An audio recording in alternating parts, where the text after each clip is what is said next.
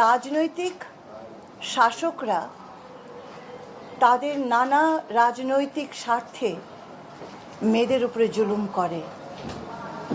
যেমন জমি যদি দখল করতে হয়, নারীকে নির্যাতন করো, শিশুকে নির্যাতন করো, সেই জমি থেকে সেই পরিবারগুলো সরে যাবে।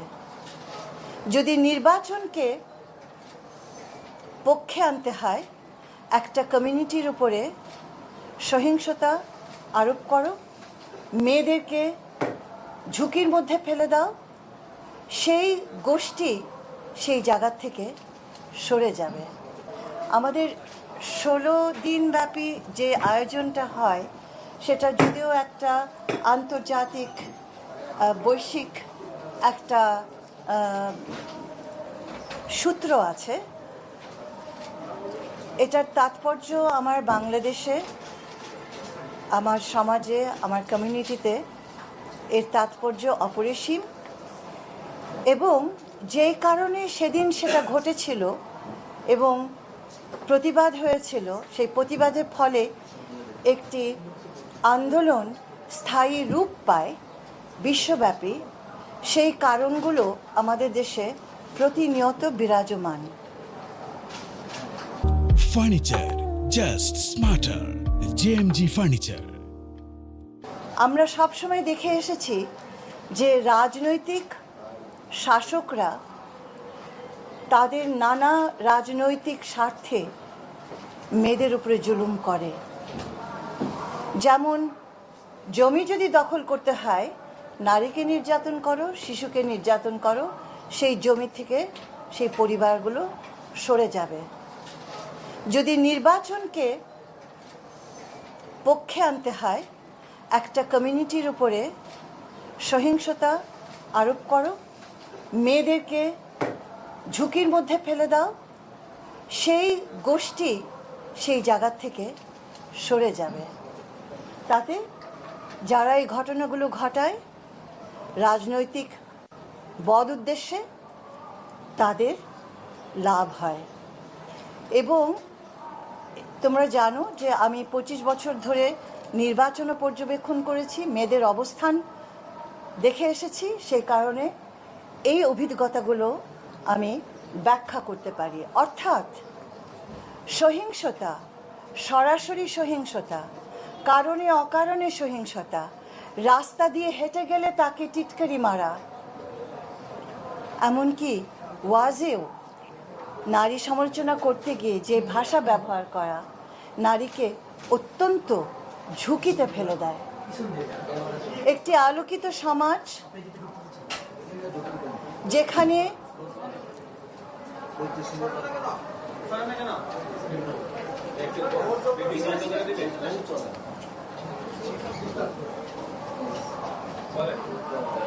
একটি আলোকিত সমাজে, আমি জানি না আলোকিত হতে হয় কিনা নারীকে সম্মান করতে হলে, একটি আলোকিত সমাজে মেয়েদের প্রতি, শিশুদের প্রতি, নারীর প্রতি যে স্বাভাবিক সম্মান বোধটুকু থাকে, সেটা যখন ভাঙতে শুরু করে, সেই সমাজ কিন্তু সার্বিকভাবে ভাঙতে থাকে।